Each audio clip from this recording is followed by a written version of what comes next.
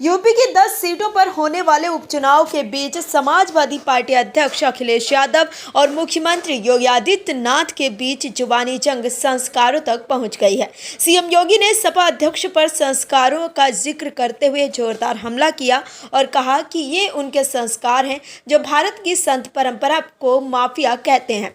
Samajwadi party तो ये mafia और अपराधियों के सामने, दुर्दांत तो माफिया और अपराधियों के सामने नाक रगड़ते थे और अपने संस्कार के अनुरूप धर्माचार्यों को ये माफिया बोलते हैं। इनकी प्रवृत्ति तो देखो, औरंगजेब की आत्मा सचमुच इनके अंदर घुस चुकी है।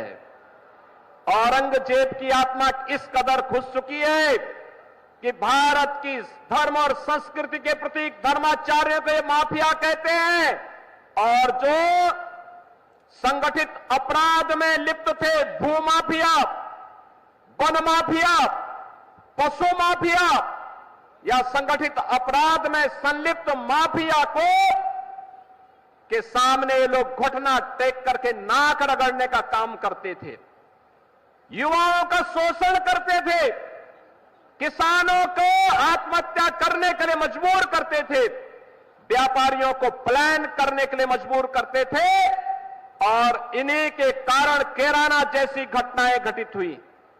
कैराना से व्यापारियों को, हिंदुओं को प्लान करना पड़ा था, कांधला से प्लान करना पड़ा था, बेटी की सुरक्षा खतरे में पड़ गई थी। लेकिन आज मैं कह सकता हूं कि हमारे उत्तर प्रदेश में, नए भारत के नए उत्तर प्रदेश में आज बेटी भी सुरक्षित है और साथ साथ व्यापारी का भी सम्मान है। युवाओं के लिए रोजगार है तो साथ साथ किसान भी आत्मसम्मान के साथ आगे बढ़ने का काम कर रहा है। और हमने तो पहले कहा है, अगर किसी ने युवाओं के भविष्य के साथ खिलवाड़ किया तो उसके भविष्य के साथ सरकार भी खिलवाड़ करने का काम करेगी।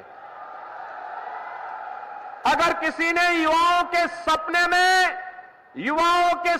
में रोड़ा बनने का काम किया तो उस रोड़े को जबरन हटाने का काम करके, उस बैरियर को जबरन हटाने का काम सरकार करेगी और बैरियर बनने वालों की संपत्ति को जब्त करके गरीबों में बंटवाने का काम भी सरकार करेगी। आपको बता दें कि सीएम योगी आदित्यनाथ बुधवार को गाजियाबाद पहुंचे, जहां उन्होंने अखिलेश यादव पर जमकर निशाना साधा। उन्होंने कहा कि माफियाओं के सामने नाक रगड़ने वाला व्यक्ति, दंगाइयों के सामने घुटने टेकने वाला व्यक्ति आज भारत की संत परंपरा को माफिया कहता है। ये उनके संस्कार हैं। सीएम योगी ने कहा कि अखिलेश यादव में औरंगजेब की आत्मा घुस गई है, जो फिर से इनको हिंदू विरोधी आचरण के लिए उन्हें फिर से प्रोत्साहित कर रहे